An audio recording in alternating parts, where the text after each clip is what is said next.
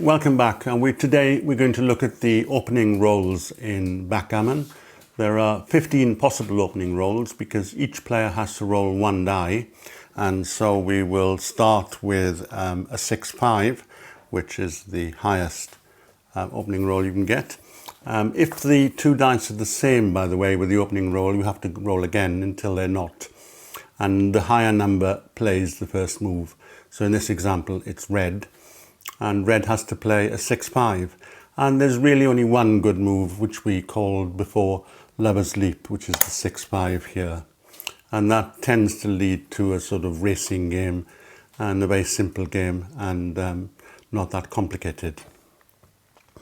6-4 can be played in more than one way. The common way of playing is to play the 6 here and 1 down, playing on both sides of the board. And while this is a blot here and can be hit, that hasn't gone very far, and you will get return shots against the checker that arrives there usually. This one is a bit vulnerable, but that one is one way of playing the 6-4. Another way of playing is a little bit deep, bringing the two checkers down to here with a 6-4, and that has its upsides and its downsides. It's generally not such a good idea to have 2 points like this 6 apart, because they can't form part of a prime. And the other play is the running play, which is the 6-4 here.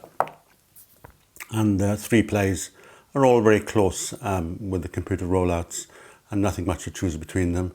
I personally think that the old-fashioned play of playing this one is probably the best. Now then, let's 6-3, similar principle. We can bring the 6 out and the 3 down.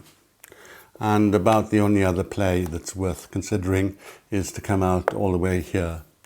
But that's really better to play on both sides of the board if you can. And last but not least, 6-2 of the 6s that don't make a point. That's one of the standard plays, and there is another play which is to come out with a 6-2, and the final play is one that's not that bad, which is to start a point here called a slot. It's probably the 6-2 this was. That's a reasonable play as well. So 6-1, the last of the 6s. Only one play here, and because you can make a new point. Generally speaking, making a new point is good, and that stopped red jumping with a 5 or a 6 now from there. So red's beginning to contain these checkers. The building of a prime around here is a good plan in the opening, and 6-1 half achieves some of that goal.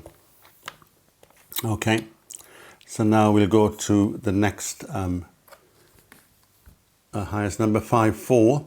Probably the simplest. The 5 can't move over there, so there's only really this with the 5, and the 4 starts coming out here. That starts to try to make an advanced anchor. Any of these two, either of these 2 points, or even this one, if you get 2 of your checkers on there, that's a stepping stone really towards escaping. White will probably attack this one, but it doesn't matter too much. We can get shots back from the bar. So that's the standard play for the 5-4. This was an old-fashioned play which has fallen out of into disrepute really, because it's not doing anything on the other side of the board. So generally, if you can play on both sides of the board, that's quite a good idea. 5-3, the next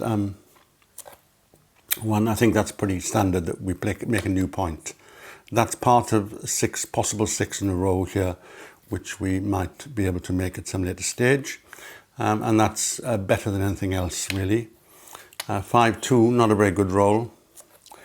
The 5 down here, and generally splitting with the 2 or coming down with the 2. I think this is the most modern way of playing, because again, you're beginning to escape the back checkers and you're doing something on both sides of the board, which is a common theme in the opening. Do something on both sides of the board is better than sort of doing it on one.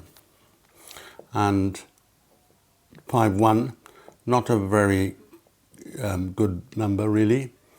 The 5 down here, and then the 1, you can either play here, starting to escape the checkers, with the chances of making an anchor with something like a 3-2 or a 4-3 or a 6-5. Or you could alternatively play this with the aim of making the prime. It's a bit vulnerable, and these slots, as they're called, are really two-edged swords, and you may or may not work. If you're not hit, you're very happy. If you are hit, you're not so happy. You'll be sent back right over to this side of the board. Okay, so then that's covered the 6s and the 5s.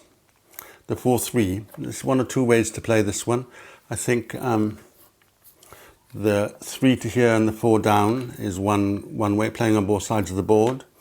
The 4 to here and the 3 down, not so good, because you've got your points on, your checkers all on green points here, and you'd rather have one of them on a red point, sort of to allow more numbers to play well.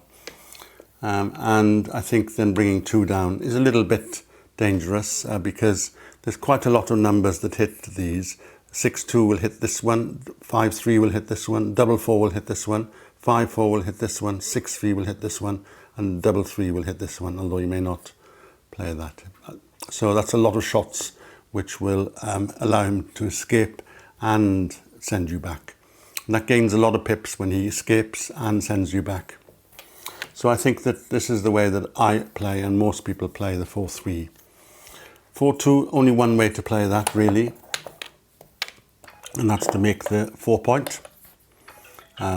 Anything else is very, very wrong. And 4-1, the 4 down and splitting with the 1 or slotting with the 1. Those are the only two possible plays with the 4. So that was with the 4-1, sorry. So 4 down is almost automatic, and 1 here or 1 here.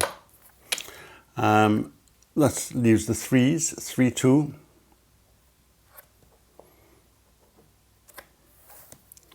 So again, we probably go 3 here and 2 down, playing on both sides of the board.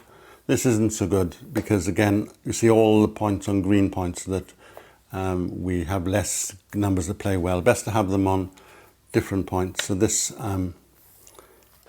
3-2 is better. So we've got 6s play better, 4s play better now. And that's pretty, one of those two are pretty standard. 3-1, again, they make the golden point, as it's called. We've explained in earlier lessons how important this point is, the 5 point. You should pretty much I think anything else would be a blunder instead of playing that. And 2-1 is the final one. And that's big choice between slotting, because you haven't got very many pips. You're probably wanting to contain, because you're not going to win the race very quickly when you've only started with 3 pips. So you can either play here to try to make an anchor, or play here to try to make blocking points. So there we are. It covers the 15 opening rolls. You should learn them. You should try them. If you're playing against a computer or in a tournament, you'll be bleeped if you play a different move to any of those choices. Some of them you have a choice of about equal plays, but in general you should learn your opening rolls and play them correctly.